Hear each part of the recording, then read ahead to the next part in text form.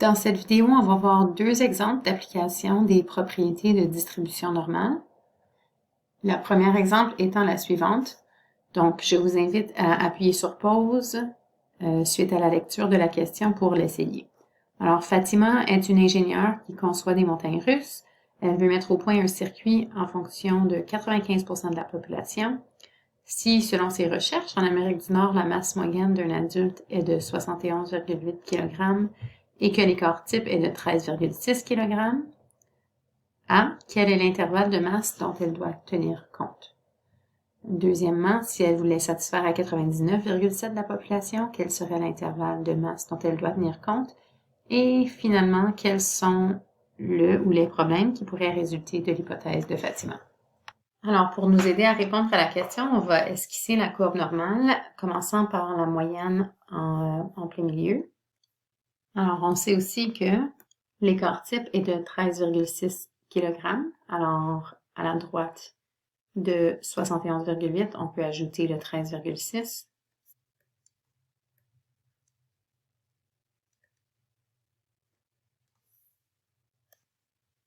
On peut faire la même chose de l'autre côté.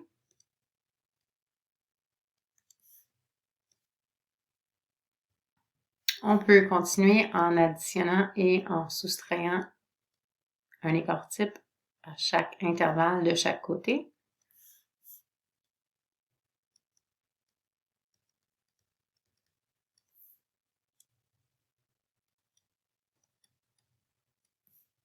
Et en fait, pour la première partie de la question, on peut s'arrêter là puisqu'on sait qu'à deux écarts types de la moyenne ou moins, on peut retrouver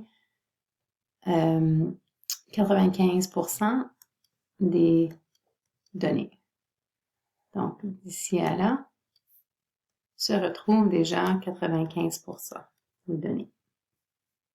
On peut donc répondre à la question. Donc, pour satisfaire à 95% de la population, Fatima doit tenir compte des poids entre 44,6 et 99 kg.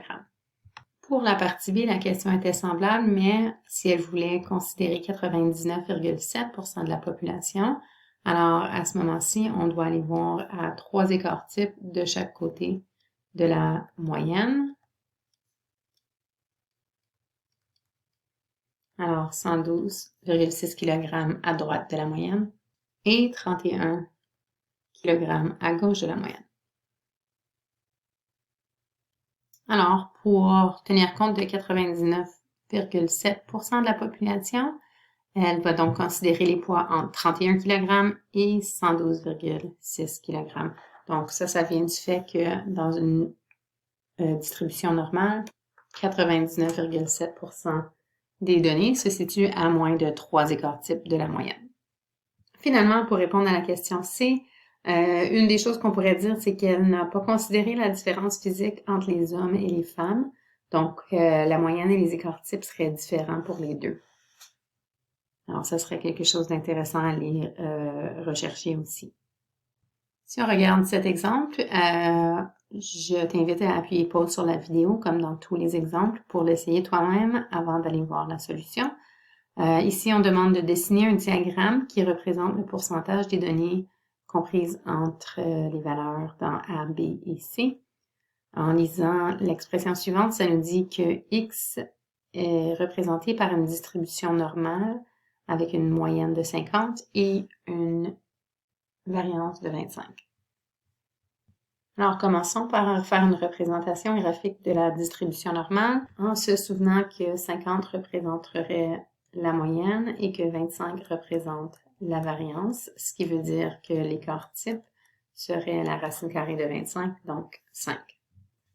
Alors, si on commence par centrer notre courbe normale autour de 50, qui est la moyenne, et on sépare de 3 écarts types de chaque côté, donc chaque intervalle étant de 5.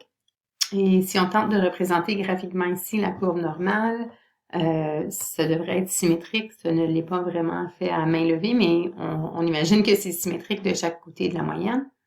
Alors, quand x est plus grand que 55,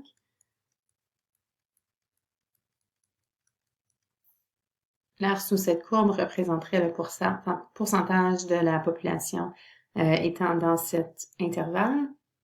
On se souvient qu'à un écart type de la moyenne, on a 68% de nos données, ce qui veut dire que dans cette R ici, on aurait 34% de nos données, puisque la courbe est symétrique de chaque côté. Dans le fond, tout ce qu'on aurait à gauche ici, c'est 50% plus 34%.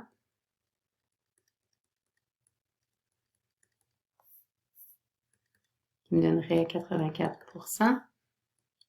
Ce qui veut dire que de l'autre côté, on aurait ce qui reste, c'est-à-dire 16% de nos données. Alors, 16% des données seraient plus grandes que x égale à 55.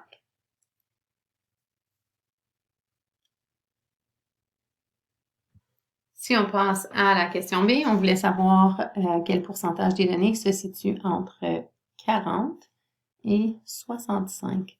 Donc ici, on est à 2 écarts types à la gauche de la moyenne et ici, on est à 3 écarts types à la droite. On se souvient que à 2 écarts types de chaque côté de la moyenne, on a 95% de nos données.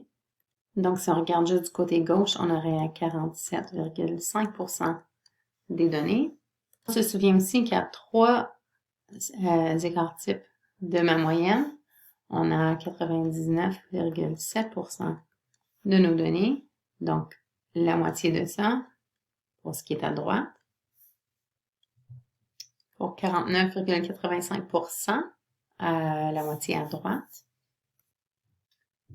Donc, en additionnant les deux aires sous la courbe, on conclut que 97,35% de la population se situe entre 45 et 65, c'est-à-dire entre 40 et 65. Et finalement, pour la question C, pour représenter une population ou le pourcentage de la population qui est plus petit que 40, donc ça serait représenté par l'aire sous cette courbe. On se souvient qu'à 2 écarts types de la moyenne, on a 95% de la population. La moitié de ça qui serait 47,5%. Donc, on représente ici envers 47,5% de la population. Comme on sait que la courbe normale est symétrique, on sait que 50% de la population se situe à la droite de la moyenne. On a donc, dans ce cas-ci, dans l'aire sous la courbe en vert. Il nous reste donc 2,5% de la population ici, sous la courbe en rouge. Alors, 25% de la population est plus petit que 40. Et ceci conclut nos deux exemples avec les propriétés des distributions normales.